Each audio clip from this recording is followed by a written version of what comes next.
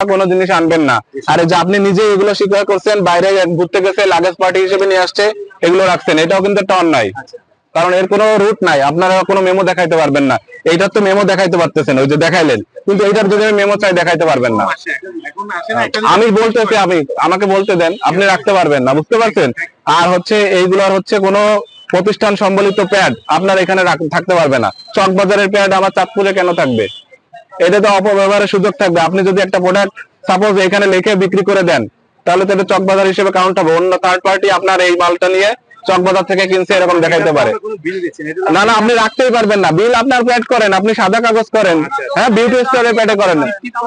না না, এটা রাখবেন না, এতে অপব্যবহারের সুযোগ আপনি করলেন না। আপনার এখানে যে আছে, মনে করেন যে স্টাফটা আছে, সে দুইটা প্যাড নিয়ে গেল, নিয়ে যে অন্য কিছু করতে পারে, পারে না?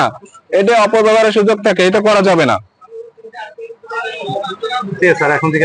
এগুলো করবেন না, বুঝতে পারছেন? আর আমরা এই প্রতিষ্ঠানের বিরুদ্ধে অ্যাকশন নিব। আজকে আপনাদের সতর্ক করার জন্য 10,000 টাকা জরিমানা করা হচ্ছে।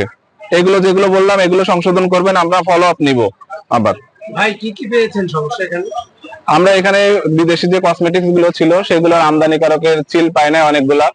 পাশাপাশি ওনার এখানে দেখেন এই যে চকবাজার এবং অন্যান্য বিভিন্ন প্রতিষ্ঠানের যে আরো হচ্ছে গাউসিয়া বিভিন্ন প্রতিষ্ঠানের প্যাড পেয়েছে, এগুলো অপব্যবহারের সুযোগ থাকে। এখানে যদি নাম লেখে একটা প্রোডাক্ট বিক্রি হয়, দেখা যায় ওটা মানুষ চকবাজার হিসেবে কাউন্ট করতে পারে।